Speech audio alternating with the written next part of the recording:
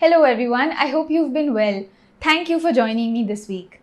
In today's episode, I'm going to commemorate the founder of psychoanalysis, Dr. Sigmund Freud. You see, exactly 100 years ago in 1920, his essay called Beyond the Pleasure Principle was published.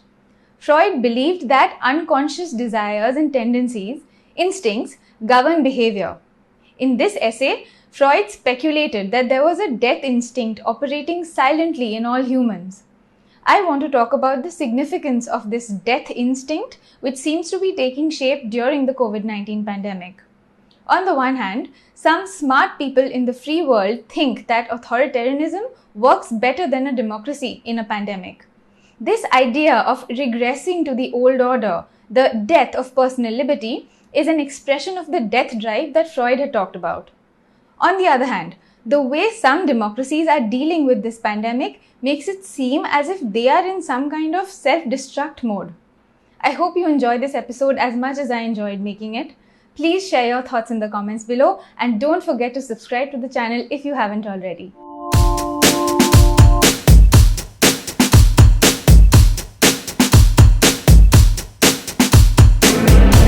In Beyond the Pleasure Principle, Freud introduced the death instinct, modifying his earlier position that human behavior could be explained by what he called life instincts. According to Freud, we are all guided by these two instincts. He called these the forces of Eros and Thanatos, after the Greek gods of love and death. The life instinct manifests through features of self-preservation, which are essential for sustaining the life of an individual as well as continuation of the species.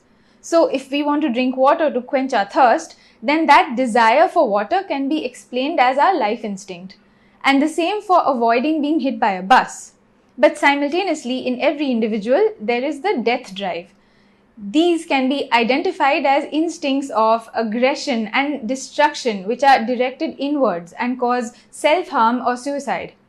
Death instincts are also geared towards regression or reinstatement of a more primitive form. Freud famously stated, "The goal of all life is death." 100 years since the publication of this essay, civilization is in one of its darkest hours.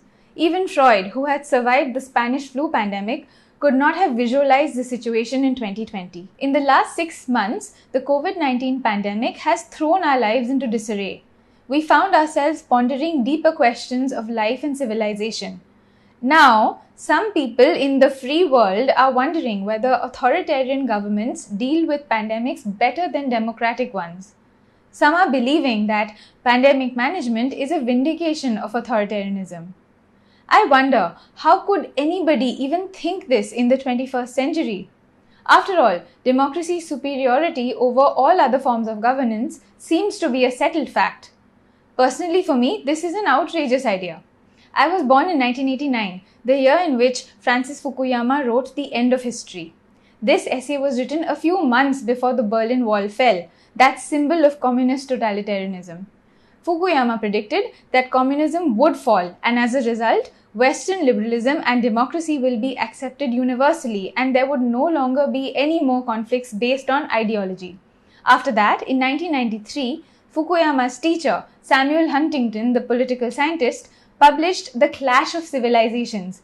In this book, he said that ideological conflicts would continue to shape politics, but the opposition to liberal democracies would increasingly come from religious and cultural quarters. And the big question is what will be the patterns of association and of conflict among nations in the post-Cold War world.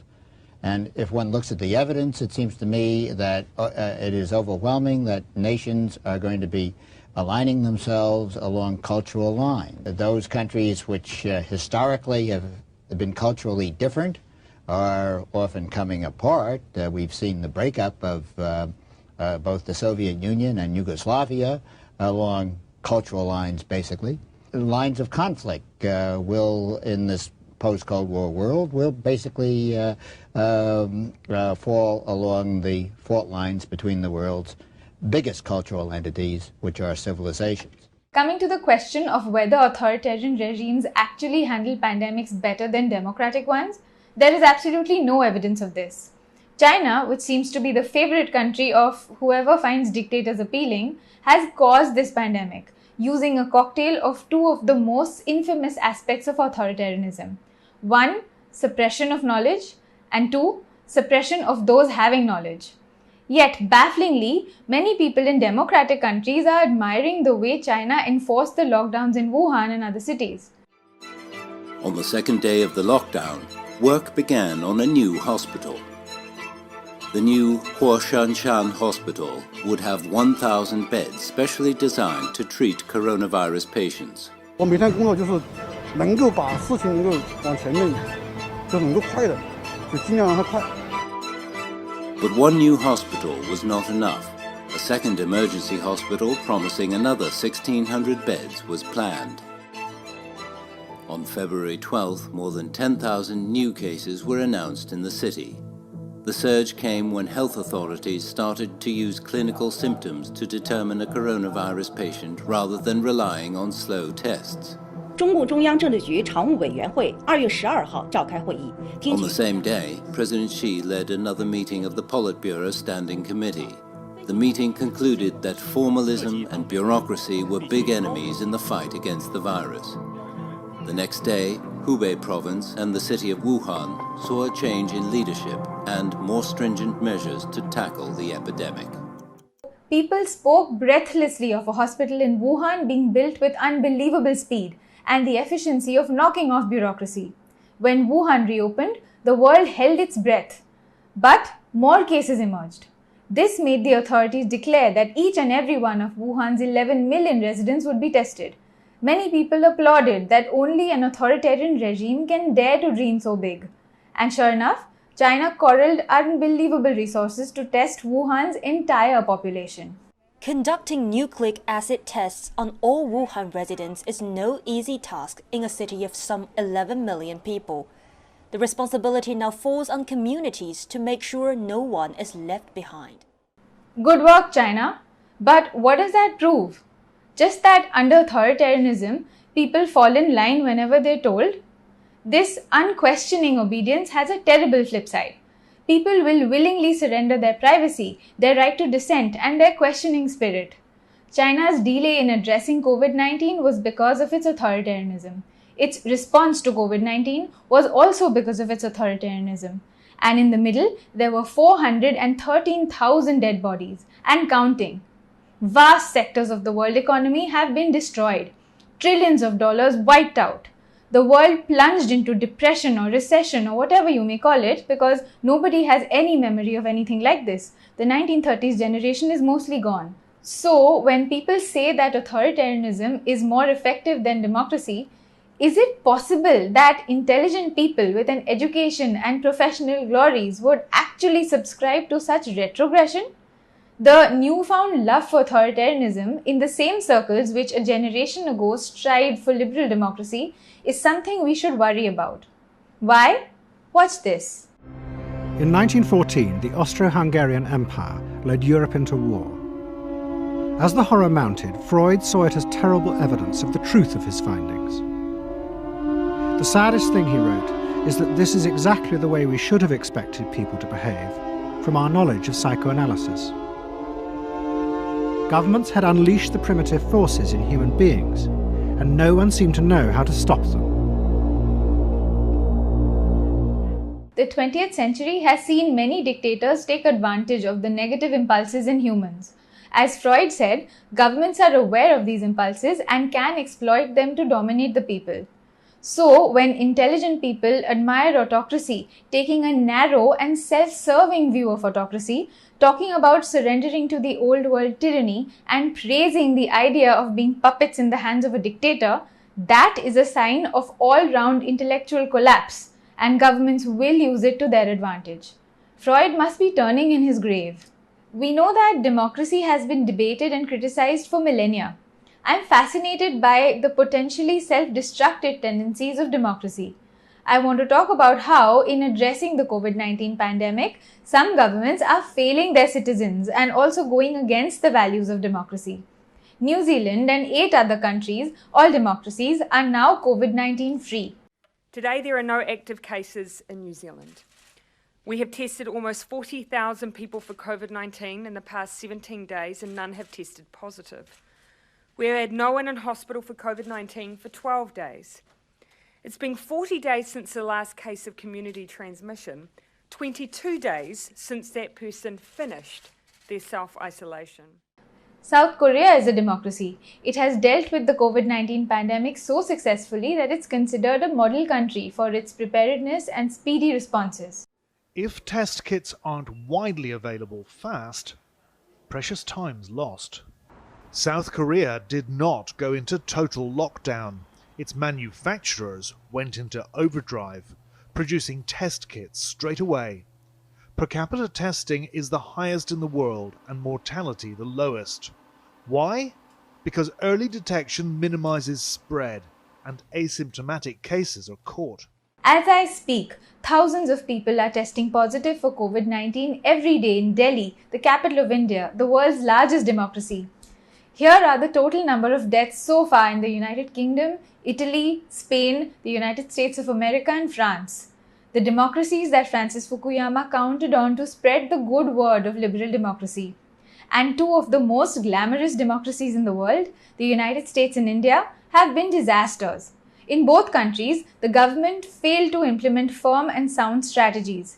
Instead, there were knee-jerk responses which exposed the rotten cores of the government systems.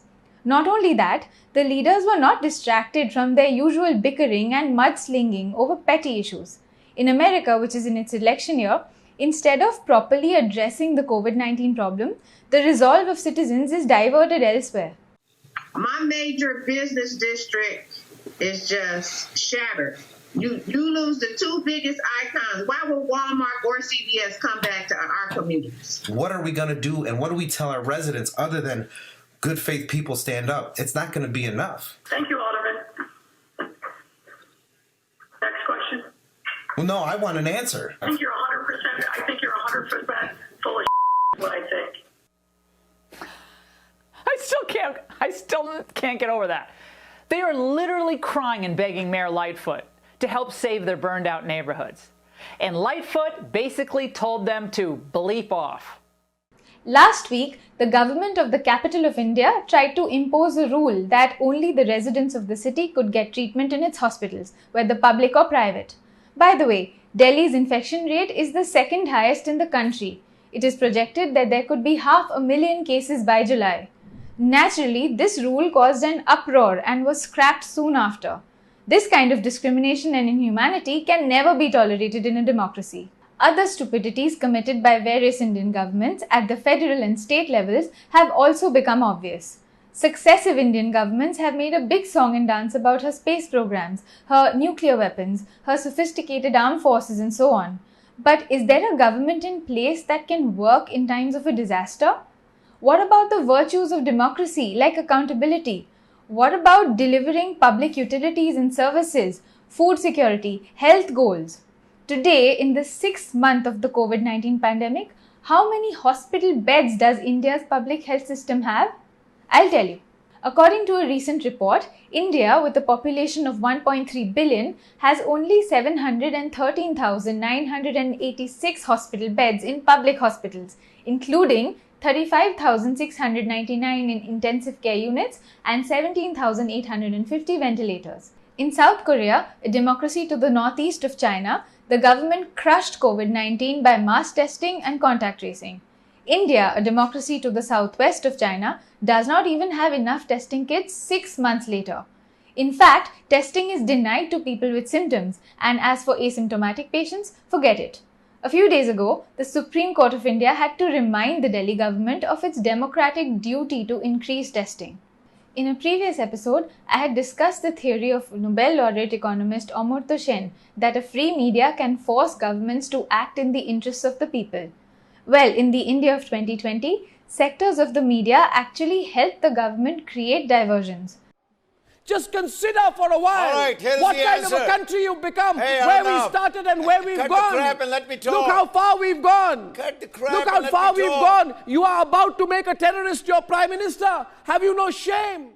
We are bombarded with news reports of India-Pakistan conflict and India-China conflict and such.